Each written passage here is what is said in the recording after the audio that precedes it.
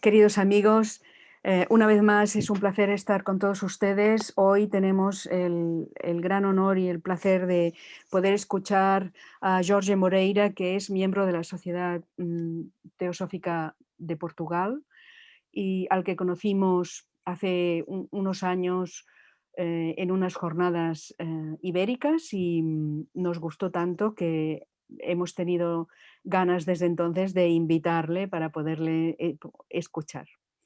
Hoy él nos hablará de ecología teosófica y bueno, alguien preguntaba qué es esto, lo vamos a descubrir dentro de muy poquito.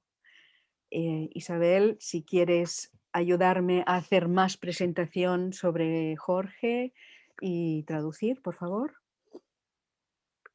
Claro. Buenas tardes a todos. Gracias por la invitación. Ángels, no sé si quieres que añada algo directamente en castellano porque todos lo entienden. Por favor, sí. Bueno, sí. Bueno, Jorge es un miembro muy antiguo de la Sociedad Teosófica. Es un activista ecológico muy conocido en Portugal, sobre todo por su labor en pro de una ética ambiental. Toda su labor universitaria también tiene mucho que ver con ecología espiritual y ética ambiental, y su labor en plataforma de los árboles también es muy conocido y muy útil. Bueno, no sé añadir mucho más, pero Jorge podrá decir algo más en portugués y yo me puedo traducirlo. Jorge, queres dizer mais alguma coisa? Não, acho que está tudo dito, não é preciso dizer mais nada. Vale, y me gustaría dar la palabra a Isis Resende para que también pueda saludar y en nombre de toda la Federación Interamericana. Isis.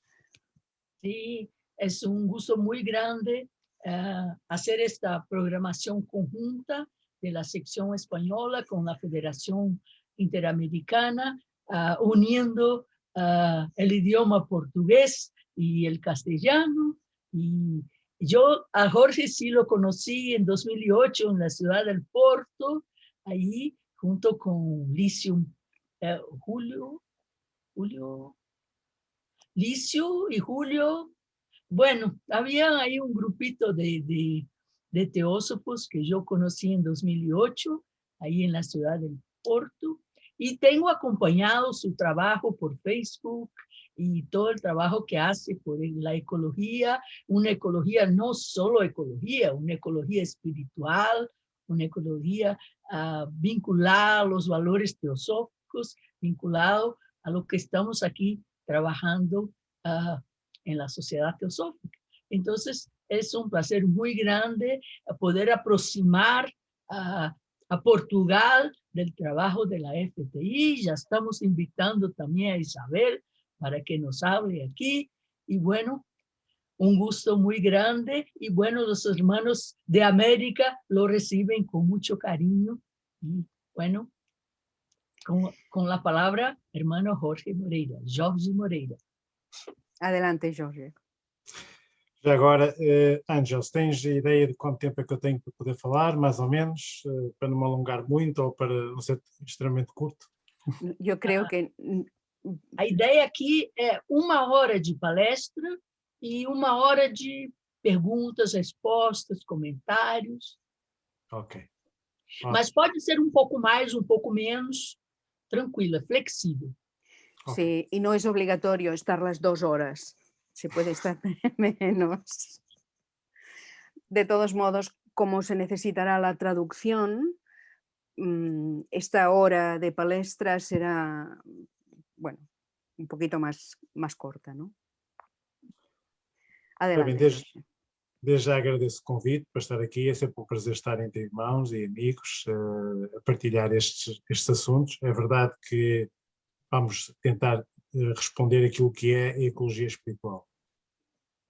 Es siempre un placer, dice Jorge, estar aquí entre hermanos y entre amigos, y va a intentar contestar la cuestión ¿qué es eso de ecología espiritual? E tem muito a ver com a teosofia. tiene todo que ver con la teosofía. E, portanto, vamos apresentar hoje uma reflexão conjunta em torno da crise multidimensional que existe. Por eso hoy vamos a presentar una reflexión conjunta sobre la crisis multidireccional que existe hoy día. E o contributo que a ética ambiental pode dar nessa crise. Y cuál sea el contributo que puede dar la ecología espiritual en ese contexto. E tal como muitos autores e pesquisadores também acham, e eu também o acho, só com uma ecologia espiritual é que conseguimos resolver os problemas. Y así como tantos otros autores conocidos, también Jorge piensa que solo podremos resolver los problemas que se presentan hoy día con el ayuda de la ecología espiritual. Ok, eu vou partilhar a tela agora. Vamos a compartir el ambiente de trabajo de Jorge. Estão a ver? Bem? Sí. Ok. Portanto, a humanidade como um processo evolutivo envolve níveis de consciência cada vez mais altos. La humanidad ha empezado un desarrollo evolutivo que tiene niveles de conciencia cada vez más elevados. Mas depara-se com uma destruição sem precedentes dos sistemas naturais que suportam a vida. Pero la humanidad también se confronta con niveles de destrucción jamás vistos antes, a todos los niveles. Criamos uma guerra contra a natureza. E o mais curioso é que essa guerra é também contra nós próprios. Hemos creado como que una guerra contra la naturaleza, pero al final esa guerra suele ser también contra nosotros mismos. Nesta imagem que temos, estão aqui representados os limites planetários. En esta imagen vemos representados los límites planetarios. Que grupo de investigação portanto, conseguiu enquadrar quais são aquelas dimensões que suportam a vida na Terra. Un grupo de investigaciones ha conseguido representar así los diferentes niveles de desarrollo en la Tierra. E como podem ver, há alguns que estão no amarelo e outros já estão no vermelho. Já passaram esses limites de segurança. Algunos límites de seguridad que existen en la Tierra. Y como podéis ver, los que están en amarillo, algunos son, pero otros ya están en el rojo. O sea, límites que han sido sobrepasados en la Tierra. E esses limites provocam depois problemas gravíssimos de feedback negativos e positivos que podem provocar efeitos em cascata catastróficos. Y estos límites que ya están a rojo pueden provocar un efecto de feedback negativo en cadena, en olas, como si fuera una catarata, que a todo le afecta y que puede tener un efecto catastrófico.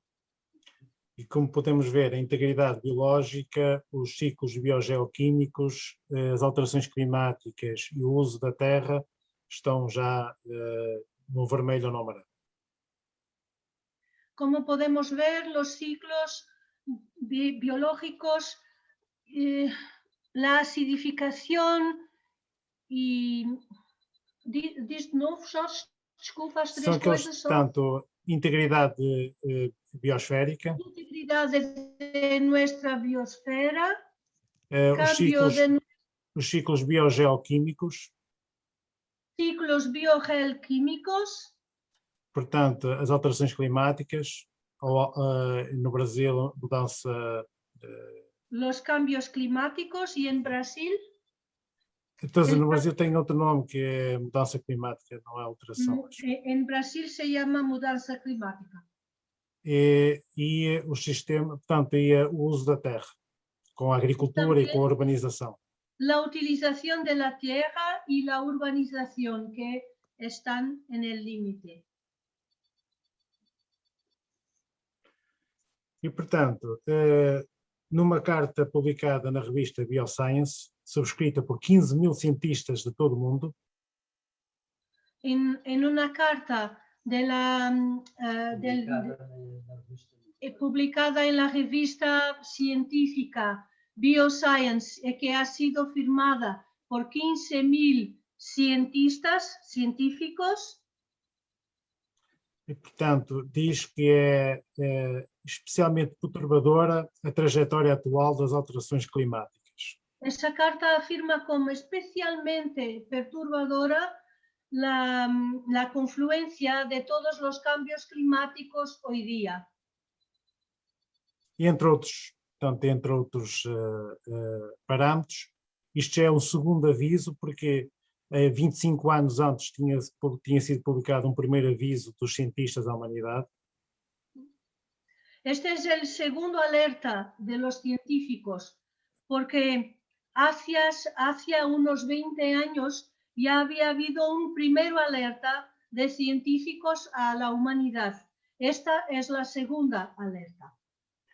E dos 25 anos para cá,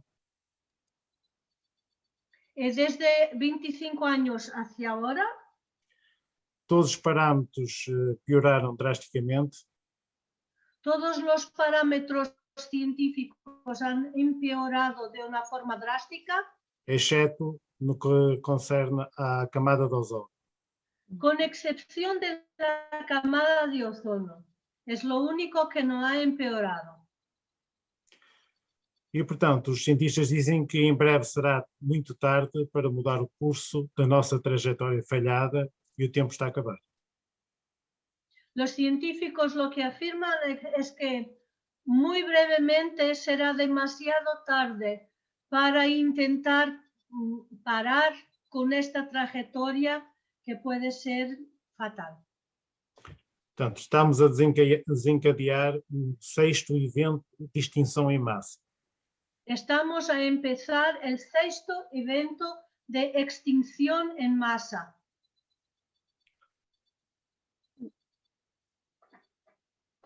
E, no mesmo sentido, no relatório também científico tanto do IPBES, que é uma organização das Nações Unidas.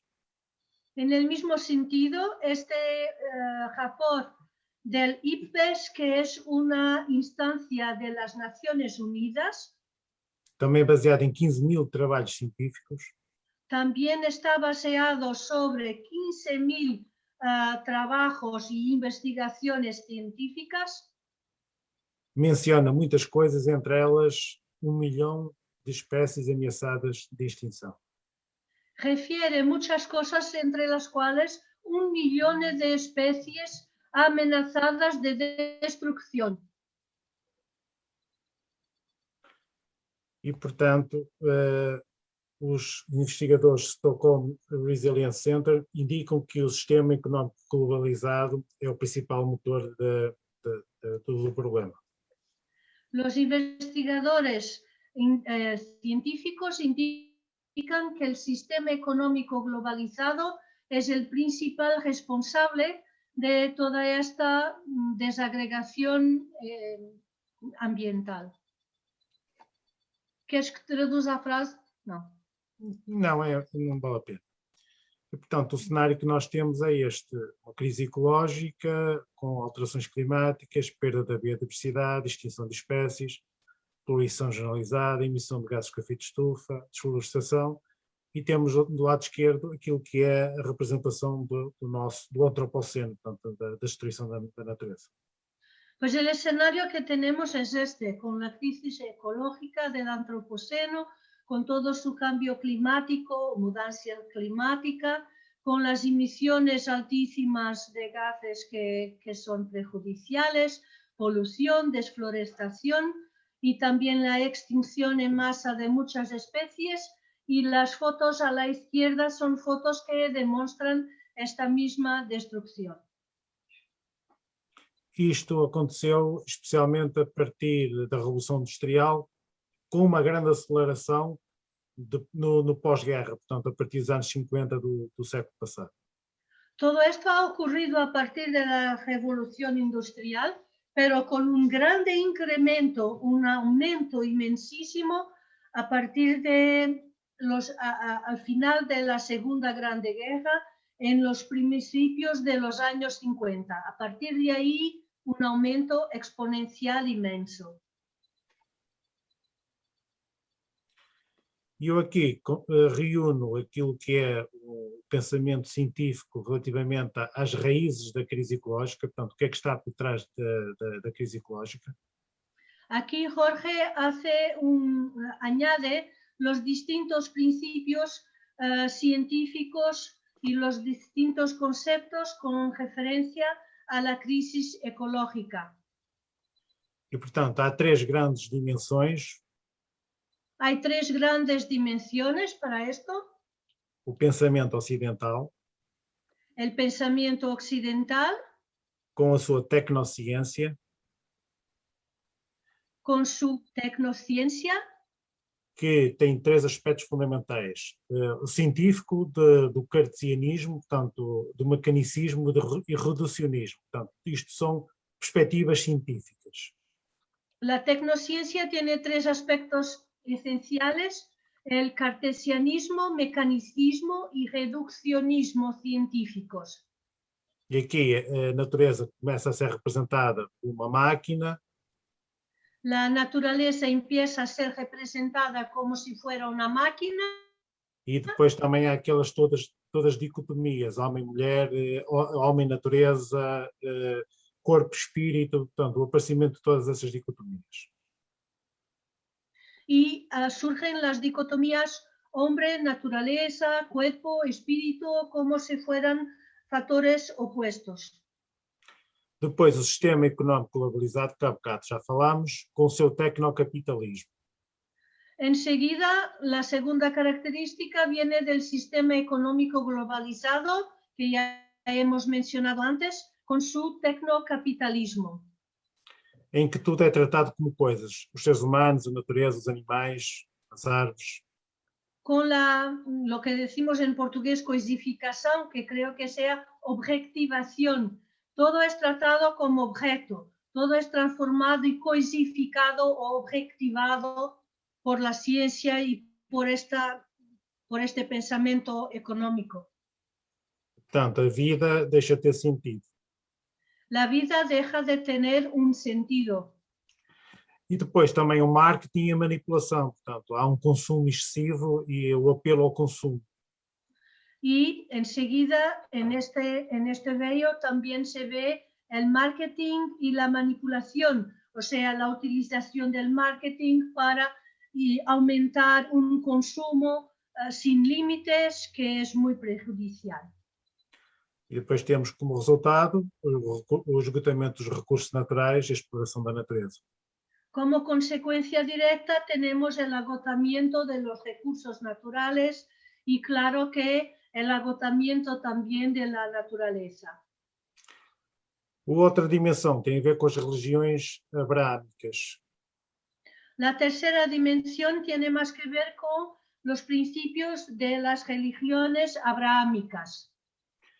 Que são muito antropocêntricas, em que o ser humano está mesmo cunhado, portanto, no Antigo Testamento, que é transversal ao cristianismo, ao islamismo e ao judaísmo. Es común a las tres religiones de la Biblia, del libro, y todas las tres tienen un autocentrismo, o sea, un antropocentrismo. Es todo muy centrado en la figura del hombre. Y esto es transversal a las tres religiones, judaica, judía, cristiana y islámica. E, portanto, está lá no Gênesis palavras como domínio, subjugação e exploração da natureza. En el Génesis, por ejemplo, surgen desde luego las palabras dominio, subjugación y explotación de la naturaleza, por ejemplo. É claro que essas palavras foram mal traduzidas, mas na verdade isto incutiu no seu conjunto, no pensamento ocidentalizado, portanto isto são três dimensões que estão interligadas, tanto a religião abrâmica como o sistema, como o pensamento tecnocientífico e o económico, tudo isso se entrelaçou e fez um modelo, um paradigma ocidental que olha para a natureza de forma exploratória e não com a vida y con los valores que ela tem. Es cierto que estos tres términos, dominio, subjugación y explotación, quizás podrían ser mal traducidos, pero la verdad es que como se han tornado cada vez más conocidos y se han quedado como uno de los ejes del pensamiento occidental que ha traspasado para el sistema económico, las religiones abrámicas han tenido un efecto en este aspecto negativo. Por eso, aunque haya sido mal traducido, el efecto ha sido muy negativo. É claro que no meio disto tudo há economias solidárias que estão a surgir, há uma nova ciência nas universidades holística que não faz esta separação do homem e natureza, nem olha para a natureza como uma máquina. En todo esto, claro que hay otras culturas holísticas cuya economía intenta ser más envolvente, más inclusiva. Hay experimentos también con estas otras economías. E mesmo na ciência, portanto, nas universidades já se vê uma ciência mais holística, como também vamos ver à frente. En la ciencia y en las universidades ya podemos verificar la existencia de una ciencia muy más holística. Ora bem, como é que nós vamos resolver este problema? O relatório IPBES que nós vimos há pouco diz que é necessário uma mudança transformadora que implica uma reorganização fundamental de todo o sistema, incluindo paradigmas, metas e valores. Entonces, ¿cómo vamos a resolver este problema? Y de acuerdo con la evaluación de IPES, es necesaria una transformación que implica, ¿puedes repetir, Jorge, su última parte? Está escrito no lado esquerdo. Un cambio transformador que implica una reorganización fundamental de todo el sistema, incluyendo paradigmas, metas y valores. Disculpa. E, portanto, é aqui que começa, então, esta reflexão em torno dos valores e do novo paradigma. E comecemos pela percepção desta crise ecológica que se deu logo a partir da grande aceleração. Portanto, a grande aceleração desse por volta dos anos 50 e nos anos 60 e 70 surgiu a percepção de que estávamos a caminhar para o abismo. Pues aquí surge la emergencia de la ética ambiental y lo primero que ha surgido fue este artículo que va a ser abordado por Jorge. Esta é uma frase muito comprida, não apanhei tudo, desculpa. Faz mal. Estava a dizer que a percepção da crise ecológica deu-se depois da grande aceleração, quando se começou a perceber que estamos a caminhar para o abismo. La percepción de la crisis ecológica se ha dado después de esta enorme expansión y solo entonces nos hemos dado cuenta de que caminábamos hacia un abismo. Portanto, muito se deve, tanto o movimento ambientalista como estas questões ser abordadas a nível da política e da academia, muito se deve a esta senhora Rachel Carson, que é uma bióloga. En los movimientos ambientalistas y también en las universidades de investigación, mucho se debe a esta investigadora, Rachel Carson. E especialmente esta obra, Silent Spring, que é a Primavera Silenciosa, que foi lançada com uma perspectiva científica. Especialmente su primer libro, Silent Spring, Primavera Silenciosa, que es un libro que ha sido lanzado com uma perspectiva científica. Con una perspectiva científica. que mostra o impacto que os agrotóxicos, os agroquímicos têm sobre a natureza. Que demuestra el impacto que los agroquímicos tienen sobre la naturaleza. E com isto, ela teve uma guerra enorme com a indústria agroquímica, uma guerra muito complicada, que só muitos anos depois é que lhe deram razão, de certa forma. Ella ha llevado una guerra enormísima con la industria agroquímica que ha durado pues muchos años y solo muy más tarde es que le han dado la razón y han reconocido que estaba correcta su perspectiva. E, portanto, o DDT, que era o químico que era utilizado, foi proibido nos países como os Estados Unidos e na Europa, mas ainda hoje se utiliza, por exemplo, em África e na América Latina. Mas é, digamos, um componente químico extremamente nocivo para a natureza. Por ejemplo, el componente químico DDT dejó finalmente de ser utilizado en América y en Europa gracias a la labor de Rachel Carson, pero aún es utilizado, por ejemplo, en algunos países del tercer mundo, inclusive en África, y no obstante ser un componente extremadamente danoso. E, portanto, também a publicação deste artigo científico na revista Science, The Historical Roots of the Ecological Crisis, por Lynn White Jr., que era um historiador. ¿Puedes por mayor? Y por lo tanto, la publicación de este artículo de ciencia, las raíces históricas de nuestra crisis ecológica, de Lynn White Jr., que es muy conocido, ha tenido una gran repercusión.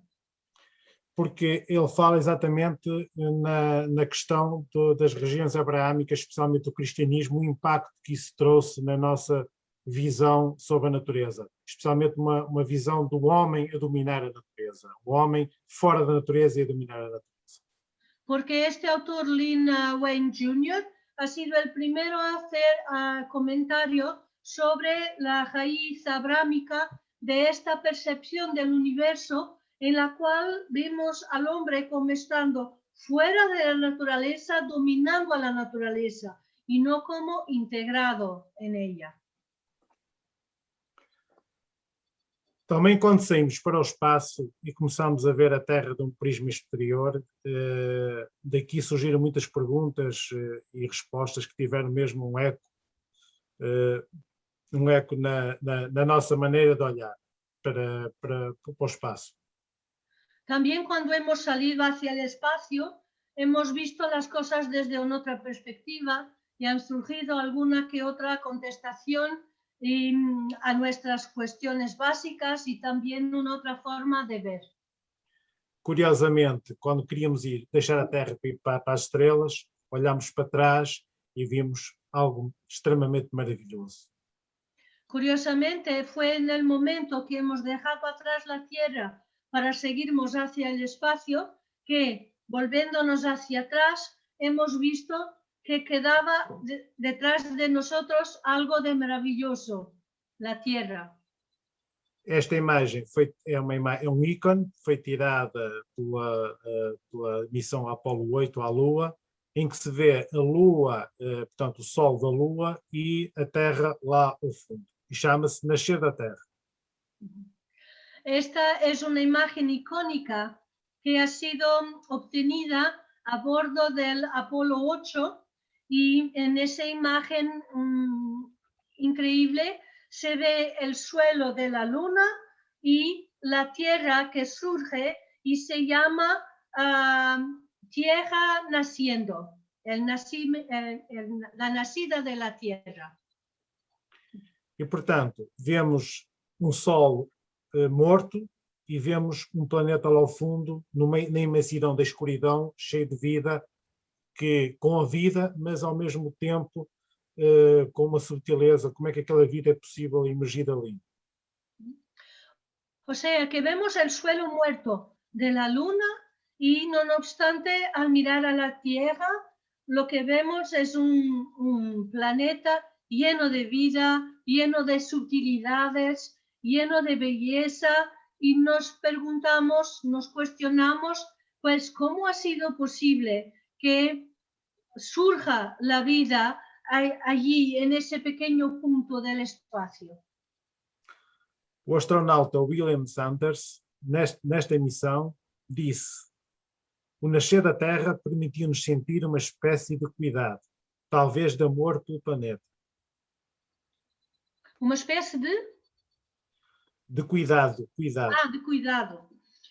La foto que ha sido obtenida por el astronauta William Sanders, William Anders, él propio ha dicho, el nacer de la Tierra es como que un principio de algo de cuidador, algo como que un amor por la Tierra. O sea que es una imagen que hace surgir el anhelo de cuidarle, de amarle a la Tierra. E, portanto, esta realmente é uma imagem que fica gravada e em que fez com que o ser humano começasse a olhar para a Terra e começasse a vê-la de uma forma holística, sem separações políticas de países, sem separações entre o ser humano e as outras espécies, portanto, uma vida única ali. O sea que ha sido esta imagen única, icónica, que ha hecho por primera vez que los humanos puedan ver a la Tierra como algo distinto, algo holístico, algo que está unido, sin hacer distinciones entre distintos países, distintas regiones o distintas políticas. Por primera vez se ve la Tierra como algo uno. E, portanto, com todo este enquadramento, surge a ética ambiental, que é uma teoria da ação para o ambiente, que indaga sobre o tipo de responsabilidades que devemos ter para com o ambiente, a natureza ou as gerações futuras. E, portanto, recoloca o ser humano no seu envolvente natural, mostrando que ele não é um ser à parte da natureza, mas, pelo contrário, é parte integrante dela. Y es de todo este escenario que surge finalmente la ética ambiental. Y la ética ambiental es una teoría de acción hacia el ambiente, que se cuestiona sobre el tipo de responsabilidades que debemos de tener hacia el ambiente, la naturaleza, las generaciones futuras. La ética ambiental pone al ser humano en su envolvente natural, demostrando que no se trata de un ser aparte, aislado de la naturaleza. Al contrario, el ser humano es parte integrante de la naturaleza. Bem, na verdade, a ética ambiental é uma panóplia, é um conjunto de modelos diferentes uns dos outros. En verdad, ética ambiental es un conjunto de distintos modelos, distintos templates, diversos unos de otros. Uns que querem proteger a natureza, mas só pensam naquilo que a natureza é importante para o ser humano, e isso é uma ética antropocêntrica. Algunos de estos sistemas quieren proteger a la naturaleza, pero pensando siempre centrados en el ser humano, y entonces es una ética ambiental, pero antropocéntrica. Outros incluem os animais de companhia, portanto, já com alguma moralidade, com respeito e cuidado para com esses animais. Otra vertente ya incluye, por ejemplo, los animales de compañía que están próximos a nosotros, y entonces será esta patocéntrica. Depois há um nível superior em que já considera toda a vida. Toda a vida tem valor intrínseco, portanto, toda a vida tem o seu valor independentemente do ser humano. Isso já é uma ética biocêntrica. Hay un otro nivel de esta ética que ya incluye toda la vida, todos los seres, todos los vivientes, y por lo tanto es una ética ya biocéntrica, centrada en la vida misma. E, por fim, temos uma ética ecocêntrica, que engloba os conjuntos, é uma ética holística. Em vez de se debruçar sobre um indivíduo, debruça sobre, por exemplo, um conjunto, um rio, uma montanha, uma floresta, ou até o planeta todo, como um todo. Y al final de estos distintos sistemas tenemos el ecocéntrico. El sistema ecocéntrico, en vez de estar fulcrado sobre un individuo o una especie, puede estar sobre una montaña, un río, el océano, o entonces en toda la tierra. Por eso se dice ecocéntrico. É aqui que também nasce os direitos da natureza. Portanto, quando se protege, quando se quer proteger um rio, um glaciar ou uma montanha, com personalidade jurídica, utiliza-se esses termos. E já há países que têm isso consagrado até na sua Constituição ou em leis nacionais. Es a este nivel que surgen los derechos de la naturaleza y, por ejemplo, en algún país que otro ya está previsto en sus leyes los derechos de la naturaleza de acuerdo con esta visión ecocéntrica. Por ejemplo, cuando se quiere proteger un río, un glaciar, una montaña, un paisaje, entonces será de acuerdo con esta ética ecocéntrica y con las leyes que existen en algún que otro país. Na verdade, aquilo que nós queremos são imagens assim. Lo que realmente gustaríamos y queremos son imágenes como esta. Magnífica. E não assim. Y no como esta imagen. Que já foi parecida com a anterior e agora é, digamos, Este um crime paisaje ecológico. Ya ha sido parecido con, o similar al anterior y ahora está en este desastre ecológico. Isto é o fracking em Alberta, no Canadá. Esto es una imagen de fracking en Alberta, Canadá. Portanto, exploração de hidrocarbonetos, petróleo e gás natural. Explotación de hidrocarbonetos, petróleo a través de fracking en Canadá. Dentro das correntes da ética ambiental ecocêntricas, há uma que nos é muito querida, tanto para a ecologia espiritual como para, digamos, a teosofia. Entre las corrientes de la ética ambiental hay una que nos es especialmente querida y acariñada en la teosofía. Que é Deep Ecology, ecologia profunda. Es la ecología profunda. Portanto, é uma plataforma holística que tem uma série de fontes inspiradoras. E, portanto, é uma, como o transcendentalismo, a ciência, a filosofia, as tradições religiosas, que têm esta perspectiva holística, a ecologia espiritual também dos povos primeiros, também centrada na crise ecológica e soluções para essa crise ecológica, e também com outras correntes de ética ambiental e especialmente com o contacto com a natureza. Portanto, a intuição aqui e a emoção são muito importantes. Está em cima os itens.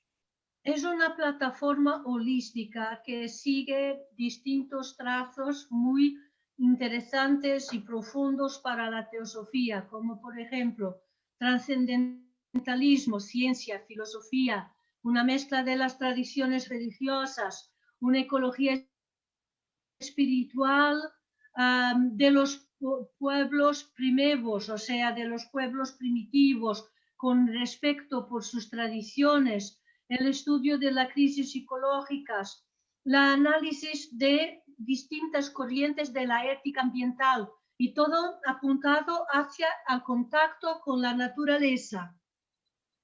Aqui temos exemplo da citação do Fox, em que diz: tanto as tradições místicas como a nova física contribuem para a origem daquilo a que chamamos agora de consciência ecológica, ou seja, a compreensão da interconexão fundamental de todas as coisas, ou, mais rigorosamente, de todos os eventos. Y aquí tenemos, por ejemplo, de Warwick Fox, una cita. Desculpa lá.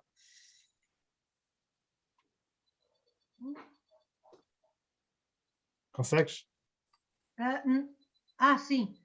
Una cita que dice el siguiente: tanto las tradiciones místicas como la nueva física contribuyen hacia el origen de aquello que llamamos ahora conciencia ecológica, o sea, la comprensión de la interconectividad fundamental de todas las cosas, o más rigurosamente de todos los eventos. Obrigada. E, portanto, a base desta filosofia, de uma filosofia prática, é uma ecosofia pessoal. E aqui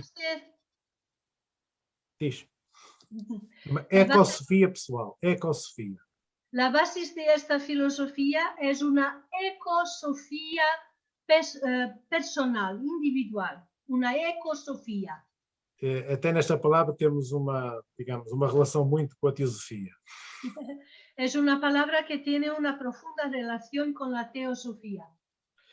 Portanto, cada indivíduo deverá desenvolver através do autoconhecimento. Cada individuo debe desarrollarse a través del autoconocimiento.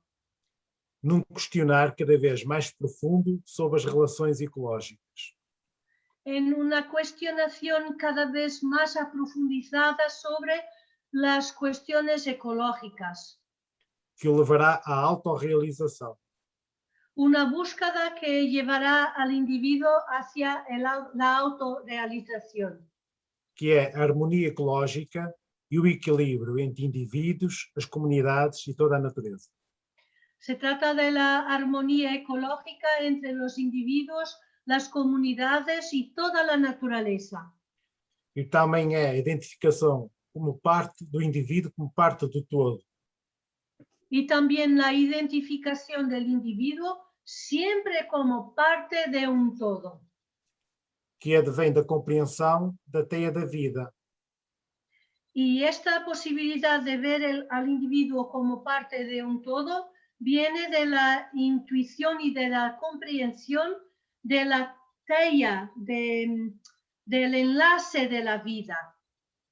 E da experiência plena de comunhão com a natureza. Así como de la experiencia de comunión con la naturaleza.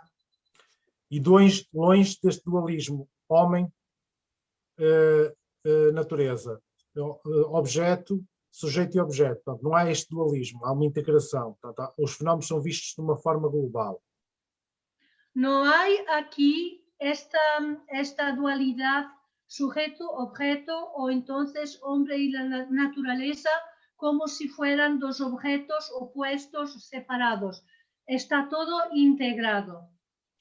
Quando eu me vejo que sou parte da natureza, a proteção da natureza é de uma forma natural. É como se eu estivesse-me a proteger a mim próprio.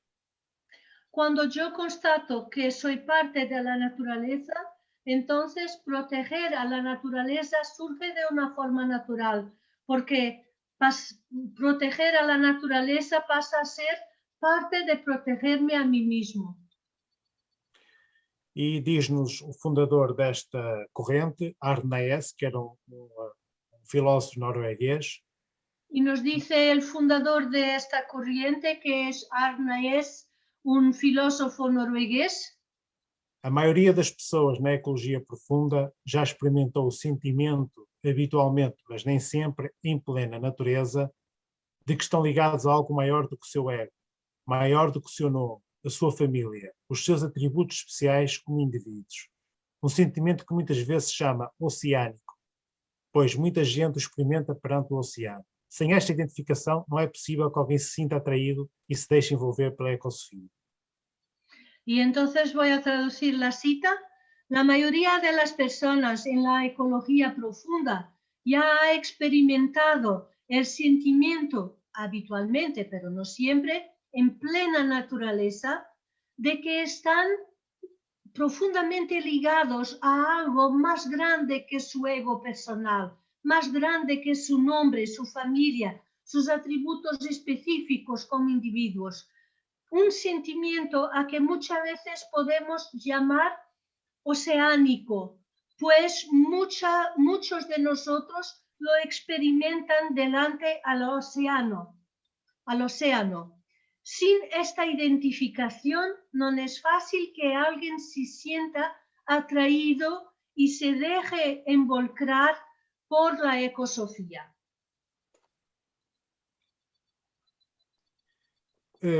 Uma das fontes mais importantes, tanto para a ecologia profunda como para a ecologia espiritual, é o transcendentalismo norte-americano. Una de las más importantes fuentes para el ambientalismo es la corriente transcendentalista americana.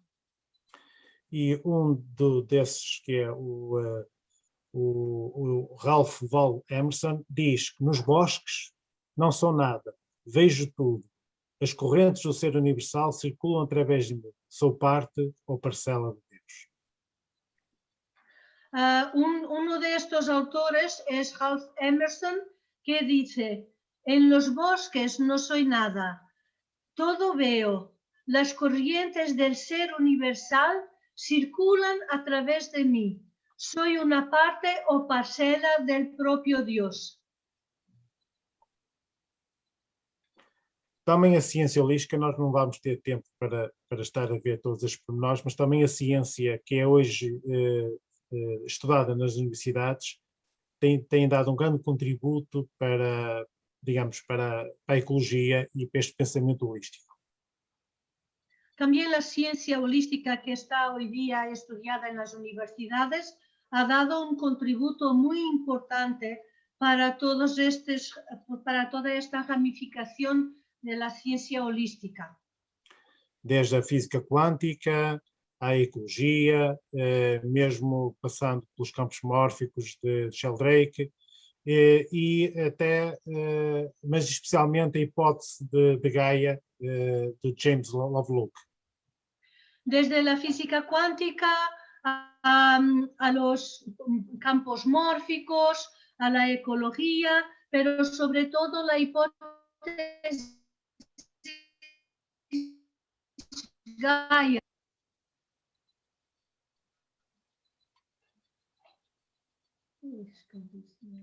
Em que se vê a Terra como, digamos, como um organismo vivo, em que a Terra, de certa forma, comporta-se para que a vida para que a vida permaneça na Terra de uma forma natural. Isto é como se fosse um organismo, tem homeostase. O sea que esta hipótesis Gaia, y he dicho mal el nombre del autor, es James Lovelock. James Lovelock. Esta hipótesis parte del principio de que la Tierra es un ser vivo que también contribuye para que sea posible la vida en la Tierra. Y a esto le corresponde la expresión. ¿Cuál era la expresión, Jorge? Portanto,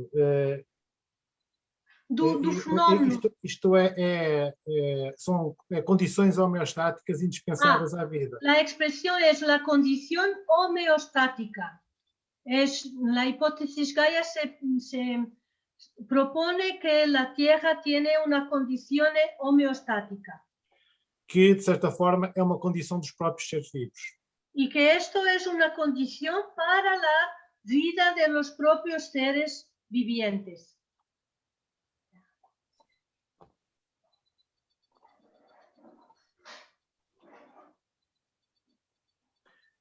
E, citando agora, vamos ao Brasil, já agora, à Isis, e o Leonardo Boff, que deve conhecer, diz que pesquisando as partículas subatómicas, mais de 100, e as energias primordiais, chegou-se a perceber que todas elas remetem àquilo a que se chama o vácuo quântico, que de vácuo nada possui. Não possui nada porque é a plenitude de todas as potencialidades. Desse fundo sem fundo, surgiram todos os seres, e o inteiro universo é representado como um vasto oceano, sem margens, de energia e de virtualidades. Outros a chamam de fonte originária dos seres, ou abismo alimentador de tudo. E antes de dar a palavra a Isabelinha, este texto tem muito de teosofia, se nós pegarmos na doutrina secreta, e ele faz realmente uma ligação entre a ciência e a filosofia e até a espiritualidade, nesta visão holística das partículas profundas.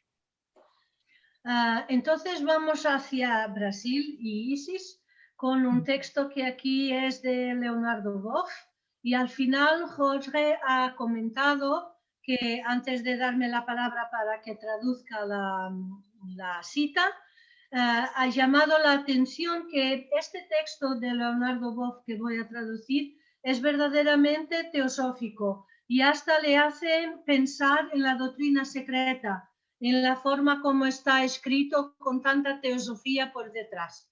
Ahora voy a traducir la cita. Cuando buscamos o cuando pesquisamos las partículas subatómicas, que son más de 100, y sus energías primordiales, se ha llegado a comprender que todas remiten a aquello que se llama de vacuo cuántico, o sea que es un vacío cuántico, que de vacío o de vacuo no posee nada, porque es la plenitud de todas las potencialidades. A partir de ese fondo sin fondo, han surgido todos los seres y el mismo entero universo, representado como un vasto océano sin márgenes, un océano de energías y virtualidades. Otros le llaman de fuente originaria de los seres o de abismo alimentador que nutre todo.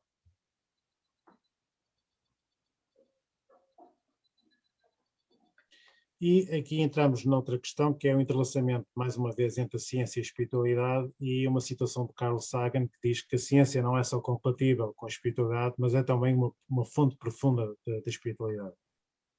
Y aquí entramos en otro aspecto de la ciencia con su relación con la espiritualidad, y una cita de Carl Sagan que decía: la ciencia no solamente es compatible con la espiritualidad, pero ella misma es fuente de espiritualidad profunda.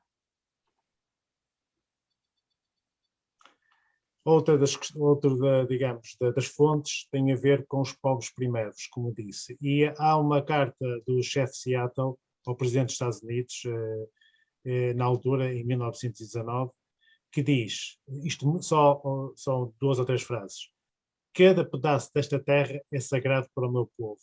A praia da areia, a neblina da floresta, a aurora entre as árvores, as flores perfumadas, a água majestosa, são todos nossos irmãos. Se nos vendermos a nossa terra, devem lembrar-se de ensinar aos vossos filhos que os rios são nossos irmãos, e por isso devem tratá-los com o mesmo amor com que tratamos um irmão. En estas distintas fuentes surge la cosmovisión de los pueblos primitivos, y aquí están algunas citas de una carta del jefe Seattle, que era un jefe indio, que ha escrito una carta al presidente de los Estados Unidos, James Monroe, en 1819.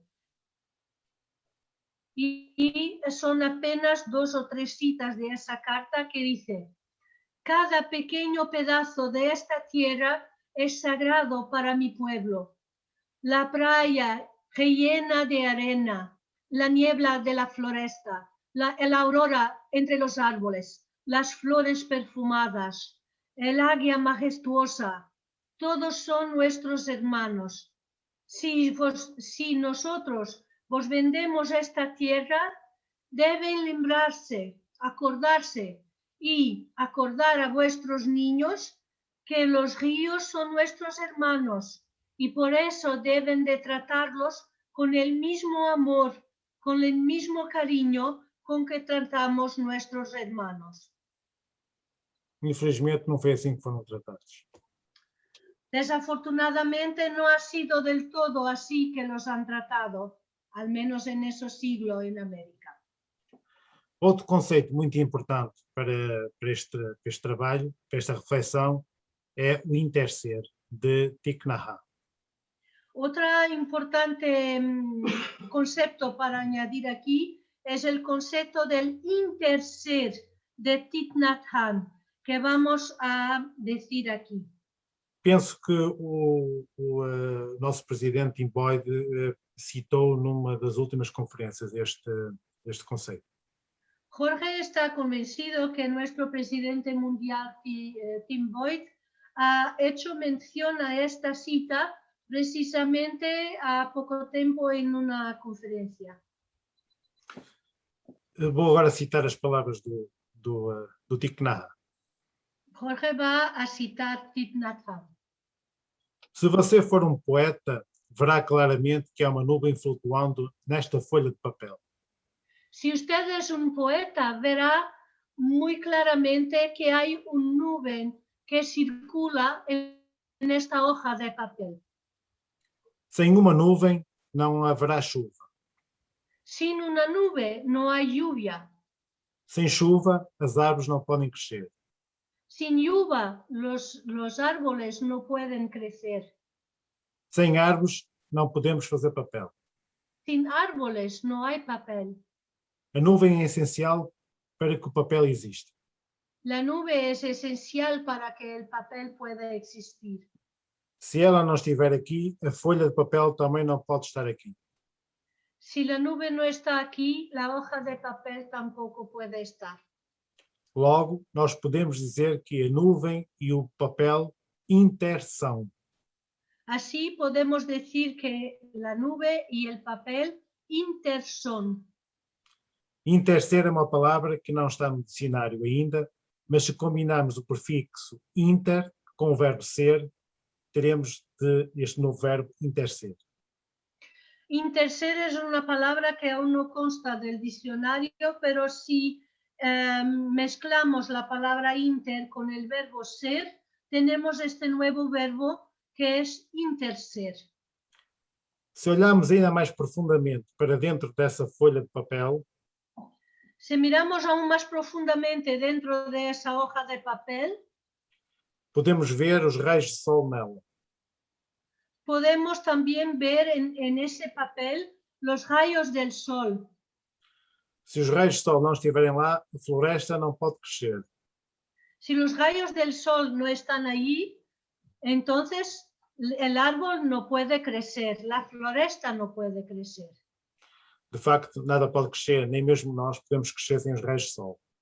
De hecho, nada y nadie puede crecer, ni nosotros podemos crecer sin los rayos del sol. E assim sabemos que os raios de sol também estão nesta folha de papel. Así es que sabemos que los rayos de sol también están en esta hoja de papel. O papel e os raios de sol intersão. El papel y los rayos del sol interson. E por aí fora. Portanto, o texto é muito grande, com o entrelaçamento de várias coisas, mas é só para perceber que os fenómenos estão todos interligados. Não há um fenómeno separado. Não podemos dizer que nós não estamos ligados, interligados, intersomos com o resto da vida. Y continúa porque es un texto muy largo, siempre con ejemplos de interser, para que no podamos negar que estamos interligados con los distintos aspectos de la vida. E diz-nos o nosso Fritjof Capra que a percepção desta ligação profunda, subjacente a tudo, é uma consciência espiritual, aberta, pertinente, conectada. Nos dice Fritjof Capra, la percepción de esta ligación profunda que a todo subjaz es una conciencia espiritual, abierta, pertinente y conectada.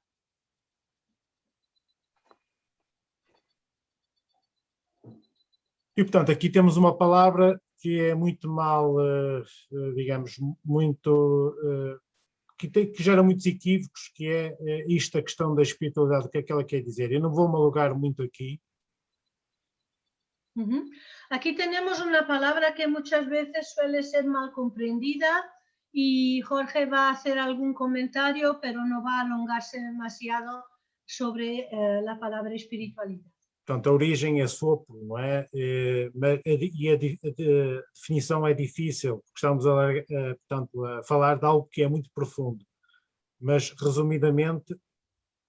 La definición es difícil porque estamos hablando de algo que es muy profundo, pero sencillamente podríamos decir: a espiritualidade é a capacidade do indivíduo de penetrar nos mistérios mais profundos do universo. La espiritualidad es la capacidad del individuo de penetrar a los más profundos misterios del universo E despertar para uma realidade maior. Despertando hacia una realidad más grande, más vasta. Onde subjaz a unidade da vida. Donde subjaz la unidad de toda la vida. Descrita por místicos como a consciência divina. Ha sido descrita por místicos como conciencia divina. E por investigadores contemporâneos como a consciência quântica não local. Y por investigadores odiernos como la conciencia cuántica no localizada.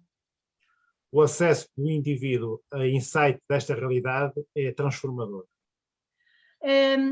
Cuando el individuo tiene la intuición, tiene el insight de esta realidad, cuando el individuo tiene acceso a esta realidad, eso es una experiencia profundamente transformadora. Para ele e para o mundo. Transformadora hacia el individuo que lo ha experimentado y para el mundo. Sobre também esta dicotomia entre espírito e matéria, diz-nos Satish Kumar. Sobre esta dicotomía entre espírito y materia, nos dice Satish Kumar. Matéria e espírito são duas faces da mesma moeda. O que medimos é matéria, o que sentimos é espírito. Matéria representa quantidade, espírito é sobre qualidade. Espírito manifesta-se através da matéria. A matéria torna-se vida através do espírito. Espírito traz significado à matéria. Matéria dá forma ao espírito. Sem espírito, a matéria carece de vida. Não há dicotomia, dualismo, nem separação entre matéria e espírito. Materia y espíritu son como dos caras de la misma moneda. Lo que medimos es materia, pero lo que sentimos es espíritu. Materia representa cuantidad. Espíritu es sobre cualidad. Espíritu se manifiesta a través de la materia. La materia se vuelve viva a través del espíritu. El espíritu trae un significado a la materia. La materia dale al espíritu una forma. Sin espíritu, la materia no tiene vida. No hay ninguna dicotomía, ningún tipo de dualismo, ni separación siquiera entre la materia y el espíritu.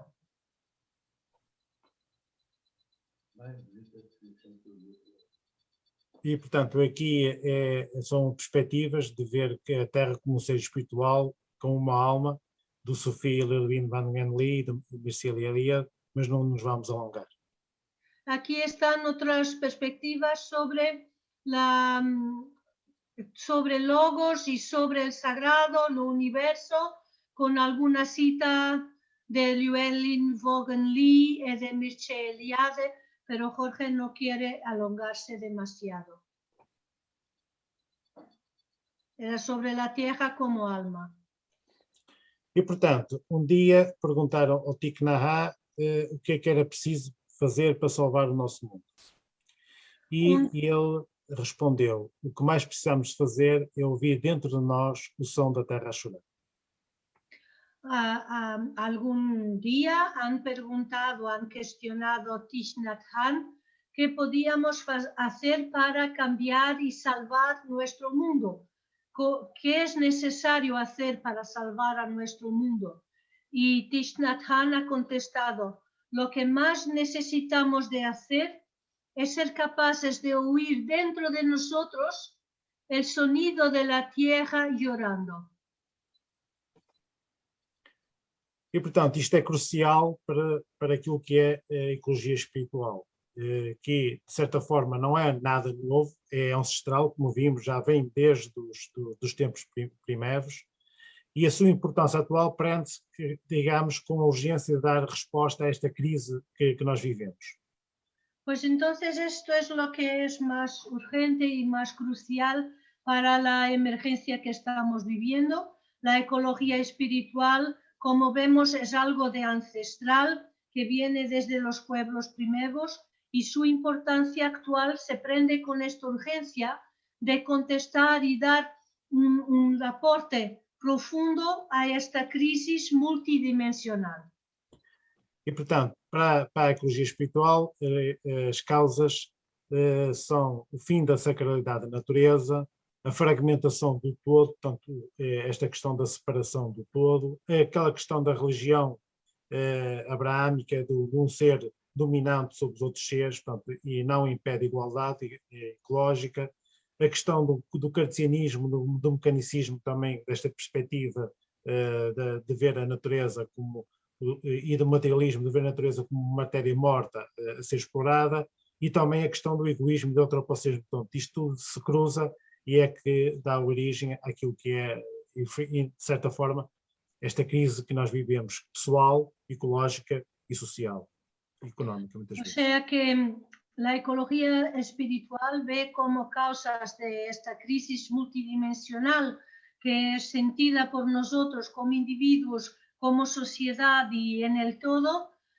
ve esas causas de esta crisis multidimensional como siendo originadas por el final de la sacralidad de la naturaleza, la fragmentación del todo, también como consecuencia por veces de la religión, del cartesianismo y del mecanicismo que han tenido una influencia tan grande sobre la ciencia y que han desarrollado el materialismo, el egoísmo, el antropocentrismo.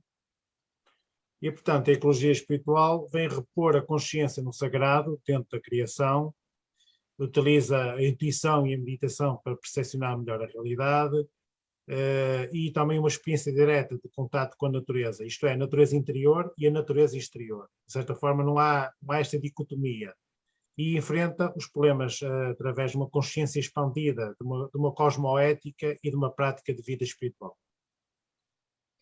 O sea que la ecología espiritual va a tentar ultrapasar y sanar a estas consecuencias, repondo la conciencia sagrada dentro de la creación, utilizando a la intuición y a la meditación para percepcionar mejor la realidad, tener una experiencia directa de contacto con la naturaleza, sea la naturaleza interior, sea la naturaleza externa. Y Jorge, no puedo ver la última frase, está muy para abajo. No sé si puedes... Consegues ver agora? Sí. Y enfrentar a los problemas a través de una expansión de conciencia, de una cosmoética y de una práctica espiritual. O sea, la ecología espiritual intenta resolver esta crisis también a través de una conciencia expandida, una cosmoética y una práctica espiritual. Gracias. E, portanto, há um trabalho interior de regeneração humana baseado na intuição, na meditação, no contacto com a natureza selvagem e na holotropia, no amor. Portanto, são várias dimensões que são importantes se nós quisermos abordar estas questões de uma forma mais académica e mais profunda, mas que nós não vamos ter muito tempo para estar aqui. De qualquer forma, posso deixar aqui uma citação do nosso querido Krishnamurti, que diz: quando há essa inteligência que nasce da compaixão e do amor, então todos os problemas serão resolvidos de maneira simples e tranquila. La labor interior, la regeneración humana, pues se da a través de la intuición, la meditación, el rewilder, que es el regreso o el retorno a la naturaleza, a través de la holotropía, del amor pero como no tiene mucho más tiempo para estar aquí, Jorge ha dicho una cita de Krishnamurti. Cuando hay esa inteligencia que nace directamente de la compasión y del amor, entonces todos los problemas serán resueltos de una forma simple y tranquila. Gracias, Jorge. E, portanto, há uma citação que eu costumo utilizar do Einstein. Hay una cita que Jorge suele utilizar de Albert Einstein, que resume muito bem aquilo que é a ecologia espiritual. que es un resumen perfecto de la ecología espiritual. E diz Einstein, o ser humano é parte do todo, chamado por nós universo, uma parte limitada no tempo e no espaço. Ele vivencia as suas experiências, pensamentos e sentimentos como algo separado do resto. Isto é uma espécie de ilusão óptica da nossa consciência. Esta ilusão é uma espécie de prisão para nós, restringe-nos aos nossos desejos pessoais e à afeição por algumas pessoas que nos são chegadas.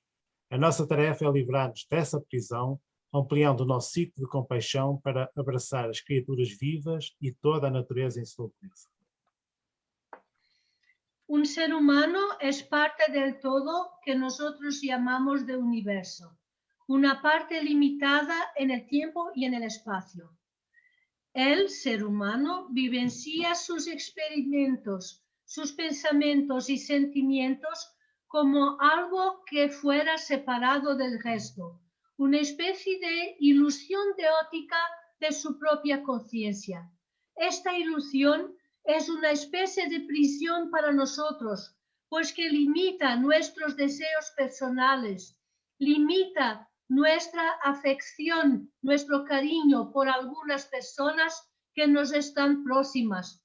Nuestra tarea es libertarnos de esa prisión, ampliando nuestro círculo de compasión, de forma a podermos abrazar todas las criaturas vivas y toda la naturaleza en su belleza.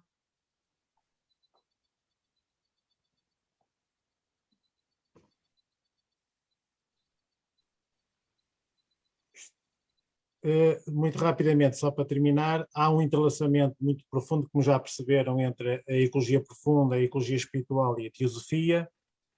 Aqui eu trago-vos o primeiro princípio, portanto, no preâmbulo da doutrina secreta, portanto, as proposições, a primeira proposição é o princípio omnipresente, eterno, ilimitado e imutável, portanto, aquele princípio que é a unidade da vida, em que toda a vida é una, todos os fenómenos estão entrelaçados. Portanto, isto está na doutrina secreta e é talvez o primeiro princípio, o princípio universal.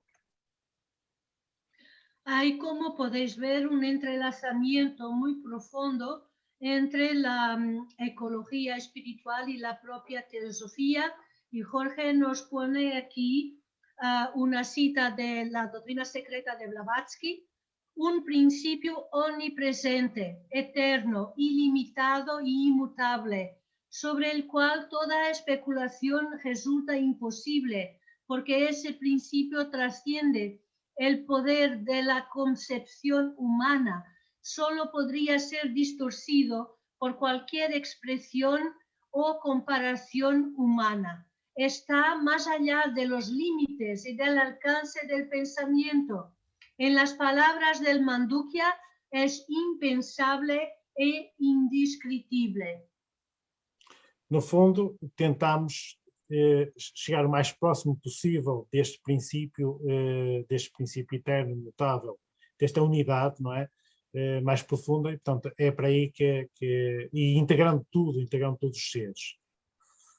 En el fondo, lo que hemos hecho fue intentar llegar lo más próximo posible de este principio, de esta unidad, e integrar todos los componentes de esta perspectiva.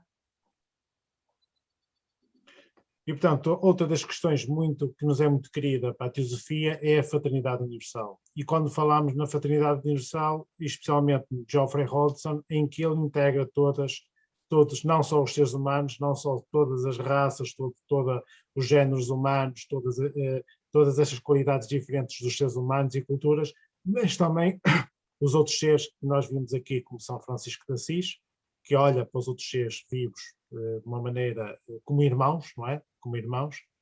E, de certa forma, a ecologia espiritual vai mais além. Também vê o visível e o invisível. Portanto, nós, os elementais, os deivas y por ahí fuera.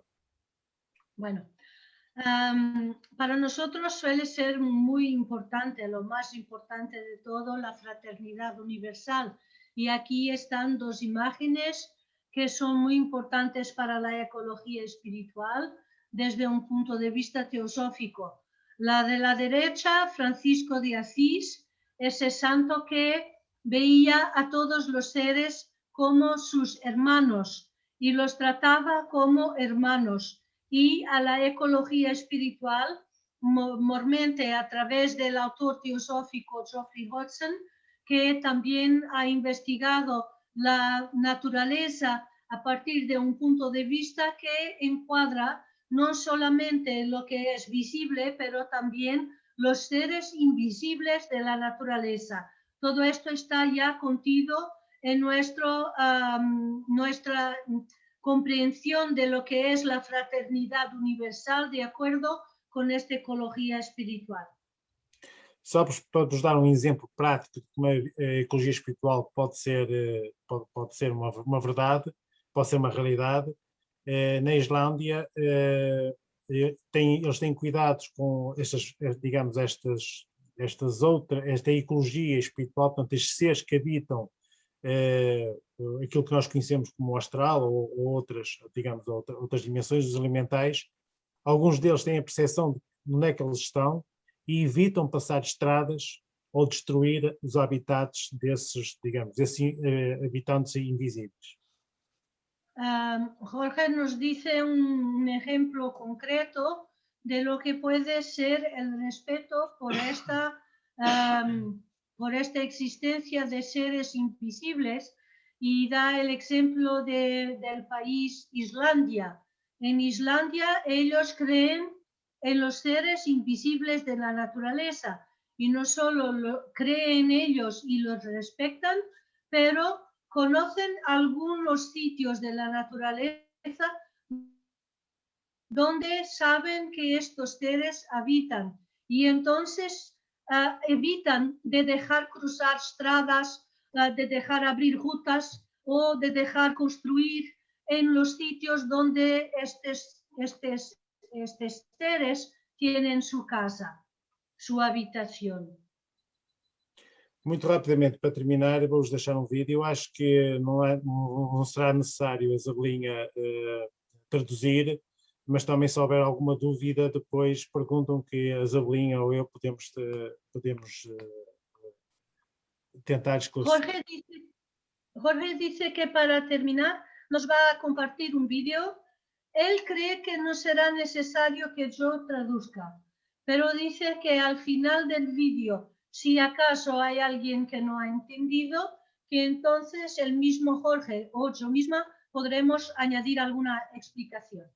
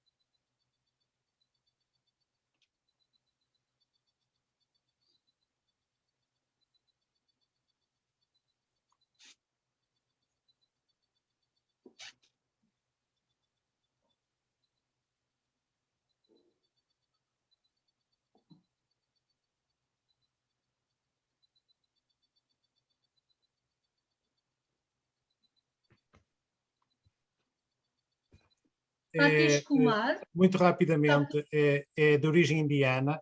Ele percorreu a pé desde a Índia até Nova Iorque pela paz. Portanto, é um ícone mundial pela paz e pela ecologia, e formou aquilo que é uma das universidades mais interessantes em todo o mundo, porque mistura estas questões da ciência com a espiritualidade e com a ecologia, que é o Schumacher College em Inglaterra, que é onde temos lá desde o Sheldrake, o Fritjof Capra, o próprio James Lovelock, todos eles eram ou foram professores lá. Bueno, a ver, Satish Kumar es un ecologista muy conocido y un activista muy conocido porque ha marchado a pie desde la India hacia los Estados Unidos. Bueno, ha marchado de India hacia Estados Unidos para probar que se puede tener una relación distinta con la naturaleza, y ha fundado en Inglaterra una universidad muy interesante que es única en el mundo, que tiene, entre otros, Sheldrake, Fritjof Capra y otros espiritualistas y científicos que están involucrados en esta nueva visión de la espiritualidad. Solo para darnos una idea de lo que se veía, yo no entendía nada de sonido, eran solo algunas de las letras que aparecían. Él pone en contraste aquel que describe como historia antigua, que es la idea de que la naturaleza sirve para ser explotada y que el hombre está aislado de la naturaleza, y al contrario, la historia nueva es que estamos todos interconectados y que hay hoy día muchos jóvenes que ya no quieren trabajar solo para ganar dinero, que quieren ser felices, ser creativos, practicar cosas que les dan gusto y que les dan ganas, como por ejemplo la música, la filosofía, el arte, y por eso está aquí una historia nueva y una otra forma de mirar a la naturaleza y al modo como nos vemos en la naturaleza, como estando integrados y interser con los otros. Obrigado, e obrigado por tudo. Desculpem lá a demora. Jorge dice gracias a todos y perdón por el longo que ha sido. Fico à vossa disposição para conversas, dúvidas, para trocarmos ideias. Que está abierto para cuestiones o algo que quieran decir. Bueno, ante todo quiero agradecer a Jorge esta excelente exposición. Estoy segura de que habrá bastantes preguntas que habrán ido surgiendo. A mí cuando alguien me dice, pero la teosofía es algo teórico, no hay nada práctico, tendrían que escuchar esta conferencia. Ya has pasado más de una hora hablando de la primera proposición fundamental de la doctrina secreta, y no hay más, es que es esto. Así que quien no entienda el lado práctico de lo que es la teosofía, tiene que ponerse a trabajar mucho. Te agradezco muchísimo en nombre de la sección española, y ahora le daré la palabra a Isis para que también hable ella. Muchísimas gracias, Jorge. Ahora vamos después de que Isis hable, pasaremos a las preguntas. Si tenéis preguntas, os agradecería que las pusierais en el chat, porque las iremos resolviendo desde el chat. ¿Vale? Muchas gracias. Bueno, Isis. Sí. Bueno, yo quería también agradecerle a Jorge Moreira. Hoy me dio un poco de saudosismo, porque yo estuve en el puerto y ahí estuve con Julio Telis, Isabel, con Jorge, con Carlos Guerra. Bueno, eso hace 13 años. También estuve con Clarisa. Bueno, hoy me dio un poco de saudosismo. Y muy buena la presentación. Estamos todos muy agradecidos. Y quisiera comentar que en Brasil hay un psicólogo que ha desarrollado un trabajo de doctorado en la universidad llamado ecopsicología. Y la idea es de curación a través del contacto con la naturaleza. Y no sé si lo conoces, se llama Marco Aurelio Bilibiu y tiene un trabajo también muy interesante. Y bueno, somos todos partes de la naturaleza, ¿no? Entonces, ver todo nuestro hábitat, todo nuestro ambiente como una sola cosa que tenemos que cuidar y proteger a todos nosotros, a los animales, bueno, a los ángeles, a los elementales, tratar con respeto, con cariño, con consideración a toda la naturaleza. Es una maravilla. Le agradezco mucho a la Federación Teosófica Interamericana, está así lisonjeada por tenerte a ti aquí hablando, y también a Ángeles, porque planeamos juntas estas exposiciones, y esperamos a Isabel ahí en junio para ampliar más este trabajo de conexión entre Europa y América. Muchas gracias. Bien. Obrigado. Hay varias... Isabel está sin micrófono. Perdón. Vale. Gracias. Déjame solo que diga a Isis que no estoy segura de poder hacerlo en el principio de junio. ¿Ok? En el 5, por un problema familiar, es posible que no pueda hacerlo. Quizás un poquito más para adelante. El 19 entonces, el 19. O un poquito más adelante, ¿no? Quizás. Ya veréis. El 19 de junio. Ya lo veremos. Bueno, ok. En principio,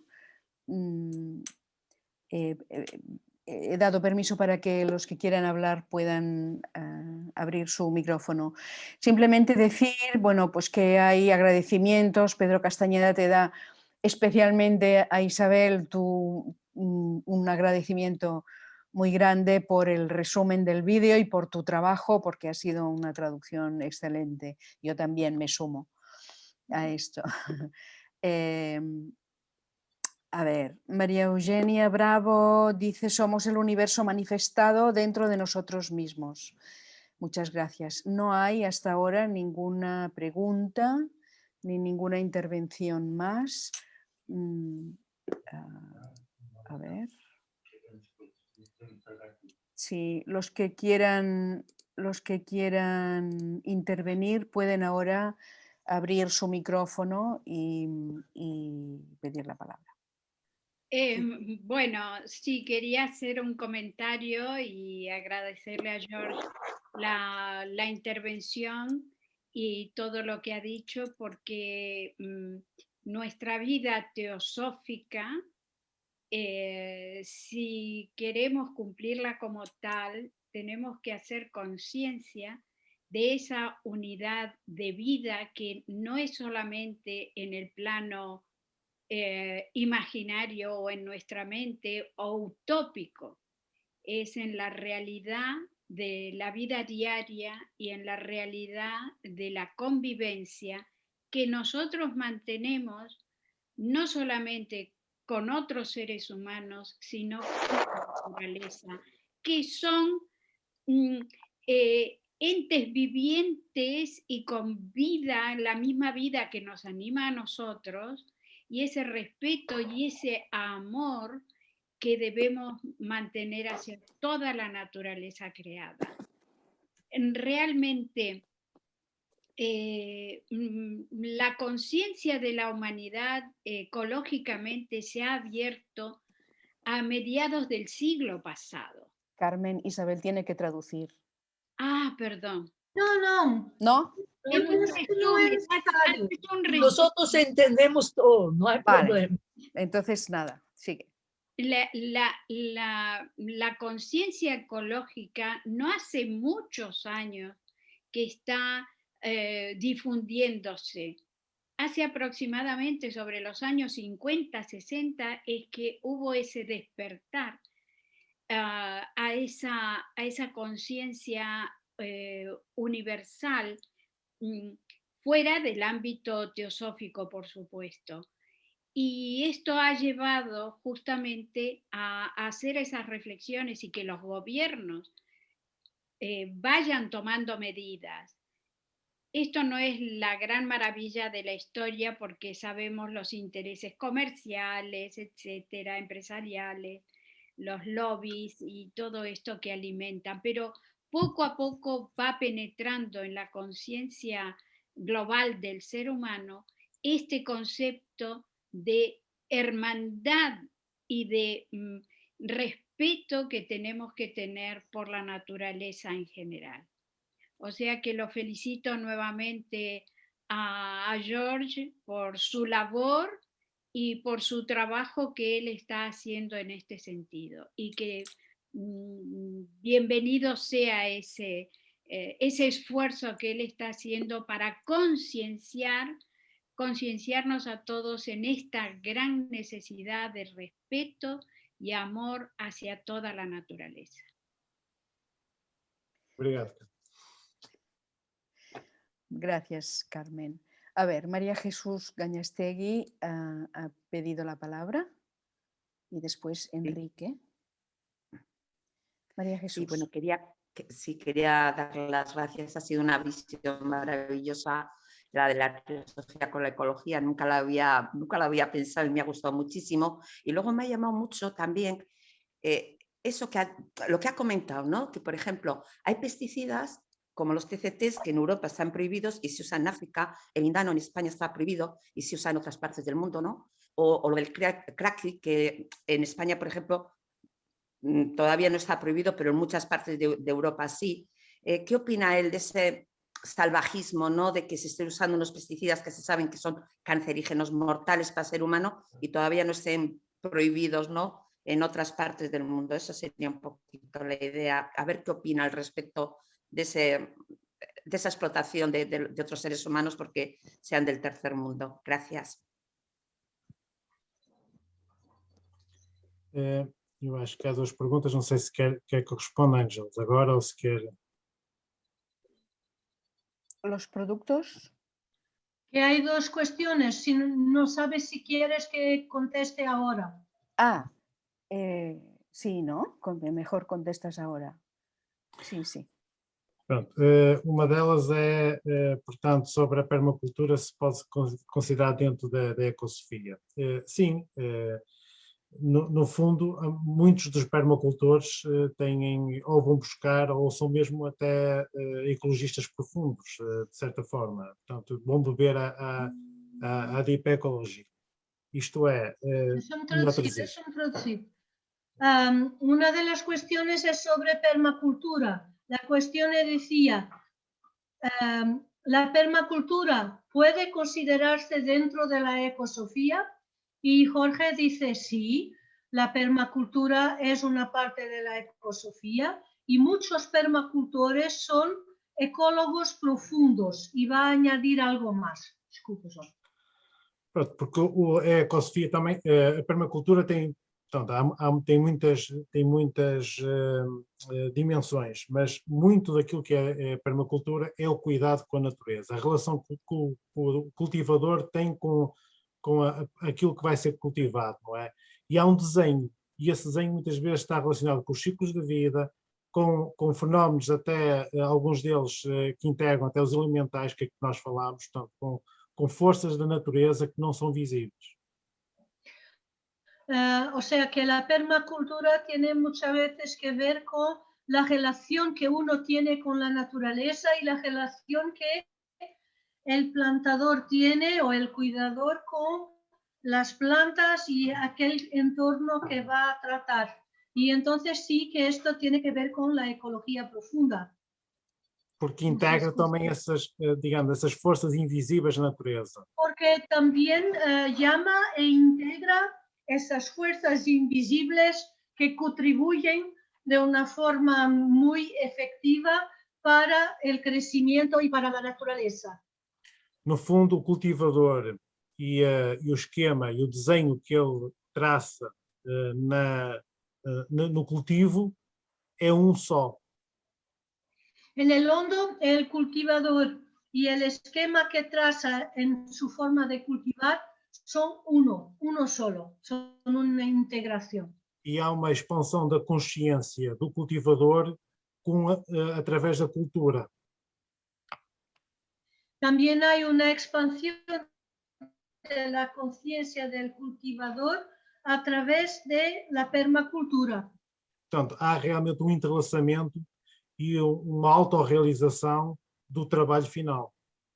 Hay un entrelazamiento y hasta una autorrealización final del trabajo. E também há muito aqui de intuição, e a Ecosofia também trabalha não só o conhecimento técnico, mas também o conhecimento intuitivo. Hay mucho también de intuición porque la ecosofía trabaja mucho con la intuición, con el conocimiento intuitivo. E a permacultura é diferente para cada permacultor. La permacultura suele ser distinta para cada permacultor. Assim como a Ecosofia é única para cada ser humano que a queira desenvolver. También la ecosofía es única para cada ser humano que la desarrolla.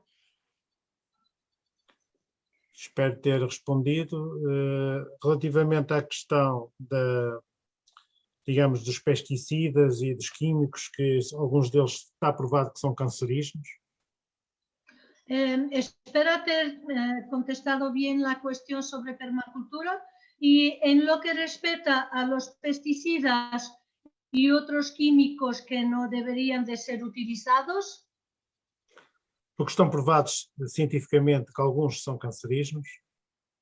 No deberían de ser utilizados porque están probados como cancerígenos. E aqui temos um problema, outra vez, de contra-informação por parte das empresas, digamos, das empresas como a Monsanto, a Bayer, que agora são a mesma empresa.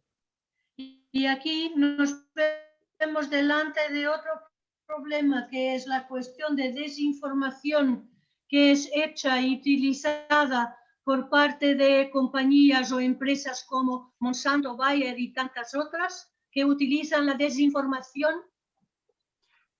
E trabalhos científicos também pagos para contradizer os trabalhos que são feitos de forma honesta. Isabel quedó... ¿No se está oyendo? Sí, ahora. Sí. Y estas empresas suelen hasta pagar a científicos para hacer artículos y trabajos que no son verdaderos, pero que defienden el marketing de esas empresas.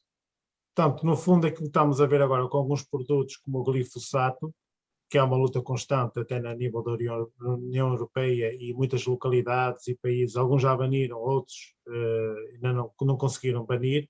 Esta luta já começou com Rachel Carson nos anos 60 e 70 do século passado. Como podemos ver con productos, por ejemplo, como el glifosato, que ya ha sido prohibido en algún que otro país, pero sigue siendo utilizado, esta lucha viene mucho detrás y ha empezado en el siglo anterior con el trabajo y la labor de Rachel Carson, como hemos podido ver al principio de la charla de Jorge. Precisamente contra a Monsanto e a Monsanto contra a Rachel Carson. Portanto, esta empresa é das piores que existe a nível mundial, por várias razões. E uma delas não é só os agrotóxicos, é porque ela manipula geneticamente plantas, obriga os agricultores a comprar aquelas plantas para depois vender os seus produtos. Quer dizer, que há um negócio terrível no meio disto tudo, um negócio muitas vezes maquiavélico. Ha sido una lucha precisamente entre Monsanto y Rachel Carson. O sea que esta empresa Monsanto es muy dañosa hacia muchos años y lo que ellos hacen hasta hoy día es terrible porque cambian genéticamente las semillas y después obligan a los agricultores a comprar estas semillas y a utilizar solo estas semillas para que sean sus clientes. O sea que es muy dañoso el trabajo que hace esta corporación a lo largo de los años. Se estiverem mais curiosos sobre isso, aconselho a ver o trabalho da Vandana Shiva, que é uma ativista indiana, e a realidade e o esforço que ela tem feito atualmente para lutar contra estas corporações. Si os gusta ese aspecto, podéis ver lo que hace una activista indiana, Vandana Shiva, cuyo trabajo es conocido, y podréis indagar un poquito más qué hace para combater este tipo de situaciones. Vandana Shiva, que tem doutoramento em física, mas que é uma ecofilósofa, mais uma ecofilósofa ultimamente, uma ativista, que vai naquilo que é a perspectiva de uma ecologia espiritual, dentro da linha do ecofeminismo. ¿Cómo es que se llama? Vandana Shiva. Vandana Shiva tiene un doctoramiento en física, pero es una ecofilósofa y alguien que se bate también por el feminismo, o sea que es también una ecofeminista. Vandana Shiva. Está escrito ahora por Jorge en el Batepapo. Não sei se se chama Batepapo. Há alguns vídeos, inclusive em português, de uma entrevista que ele deu aqui à RTP2, que vale a pena ver. É uma pessoa de garra e que vai muito na linha, a linha dela, digamos, enquanto o Satish Kumar tem uma linha jainista, esta tem uma linha gandhiana, portanto, de Gandhi, na perspectiva de Gandhi. Satish Kumar tiene una línea jainista de la religión jaina. Pero Vandana Shiva, cuyos vídeos a la RTP portuguesa pueden ser visionados en YouTube, es una persona muy interesante que sigue más una línea de Gandhi. Só para terminar esta questão digamos, do glifosato, nós em Portugal aqui, inclusive eu tenho lutado contra o uso deste tipo de químicos até nas beiras das estradas, não é, que ele é usado, pelo menos para as autarquias, e temos conseguido em algumas autarquias livres digamos, deste tipo de equipamentos. Outras tem sido difícil, mas estamos a tentar fazer isso. Mas há autarquias portuguesas que já não utilizam esse tipo de químicos. Quanto ao glifosato e da experiência de Jorge aqui em Portugal, ele ha sido sempre muito vocal contra la utilización de glifosato y me dicen aquí que tiene títulos al español, quizás de Vandana Shiva. Gracias por ese informe. Bueno, pero sobre el glifosato dice Jorge que ha estado siempre en la lucha contra su utilización y que hasta en Portugal hay algunos ayuntamientos que ya no lo utilizan. O sea que se ha conseguido alguna cosa con ese protesto contra la utilización del glifosato. Vale, disculpa. La pregunta de María Jesús Gallastegui ha quedado un poco en el aire. María Jesús, ¿quieres volver a preguntarla o pasamos a Enrique, que lleva media hora con la mano levantada para preguntar algo? No, yo creo que ya me lo ha contestado porque, bueno, vale. más o menos el glifosato estaba relacionado, vale, de acuerdo. Relacionado. Gracias, María Jesús. Pues ahora Enrique de Meller quiere preguntar algo y creo que ya estamos acabando el tiempo. Adelante, Enrique. Hola, buenas tardes. Bueno, muchas gracias por darme la oportunidad. Quiero agradecerle a Jorge porque realmente este tema que abordó es algo que yo llevo muy adentro siempre, en este tema de la convivencia con la naturaleza, y agradecerle también a Isabel por habernos traducido y haber podido entender lo que Jorge nos dijo. Yo quisiera aportar anotar unas reflexiones, si me lo permiten, y que le traduzcan a Jorge, ¿puede ser? Eu Creo penso que- que não preciso traduzir, eu tento perceber mais ou menos o vosso espanhol. Peço desculpa por não conseguir falar. Si Jorge hablas dice que no hay despacito, necesidad de traducir. eso es. Si hablas despacito, te lo entenderá todo. Bueno, yo quisiera hacer una reflexión desde el aspecto meramente teosófico, que es el que nos nuclea, y comentar que no podemos hablar de teosofía si no tenemos en cuenta a la naturaleza con todas sus formas de vida. Que si no cuidamos a la naturaleza, es que no hemos entendido en realidad el concepto de teosofía de la unidad de vida.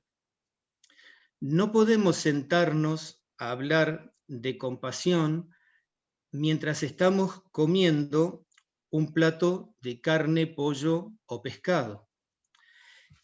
Y por último, me gustaría ver algún día que la ecología fuera incluida en las escuelas de todo el mundo como una materia obligatoria, para que dejemos de decir qué mundo le vamos a dejar a nuestros hijos y que podamos decir qué hijos le vamos a dejar a este mundo. Gracias. Ângelos, posso só dar um comentário muito rápido, que há bocado eu não tive a hipótese. É claro que a ecologia tem toda a ligação perfeita e o cuidado que nós devemos ter, os teólogos, com a natureza, está implícito até na ética teosófica. Até porque nós percebemos que há uma cadeia de vida, não é? E há evoluções, e nós sabemos que muitas vezes esta questão digamos, de que a evolução, aquilo que nos separa são estados evolutivos, não é muito mais que isso. Portanto, o nosso relacionamento que devemos ter com os nossos... Déjame traducir, es muy long. Dice Jorge que quiere hacer también un comentario. Es cierto que la ecología y la ecosofía son muy próximas de la teosofía, y además porque en la teosofía nosotros conocemos la cadena de desarrollo, la cadena evolutiva, y sabemos que lo que nos separa de los otros seres también nos une, que es la misma cadena evolutiva en la que todos estamos en niveles distintos, pero en el mismo, digamos, en el mismo entorno, simplemente en distintos niveles de evolución y desarrollo. Podemos simplesmente, sob o ponto de vista teosófico, olhar para os animais como nós éramos no passado, olhar para as plantas ou para os minerais também como nós éramos. E só esse facto nos ajuda a compreender e a respeitar e a cuidar esses nossos irmãos mais novos. Podemos simplemente mirar a los otros seres como hermanos más jóvenes, cuidarles como hermanos más jóvenes, y así tendremos todo el ciclo y todo el entorno de lo que debemos de cuidar. A teosofia diz-nos que há uma hierarquia, mas que essa hierarquia está toda entrelaçada, isto é, todos os seres são necessários nessa hierarquía. Es verdad que la teosofía dice que hay una jerarquía, pero esa jerarquía está toda entrelazada, o sea que todos estamos conectados con todos. E, portanto, de certa forma, a ecologia também diz exatamente a mesma coisa. Há funções superiores e inferiores, mas essas superiores não funcionam sem as inferiores.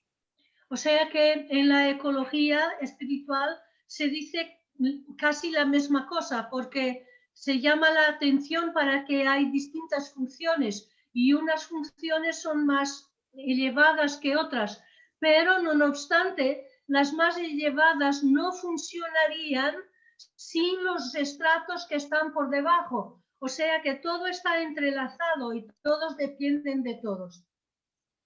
E, portanto, o ser humano é só uma etapa evolutiva. Para cima e para baixo, altas etapas. Nós temos que perceber isso. Y claro que el ser humano es apenas una de las etapas evolutivas o evolucionarias. Hay etapas por arriba y por debajo. Y nuestra etapa es solo una entre otras. Muchas gracias, Jorge. Isis, creo que hemos llegado al final de nuestra etapa de hoy. ¿Quieres cerrar?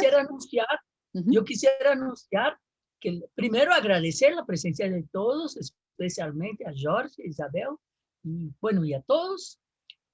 Y decir que en la próxima semana, en ese mismo horario, vamos a tener a 2 chilenos, a Gabriela Fontana y Rafael Pérez, que nos van a hablar de la teosofía manifestada en las artes visuales.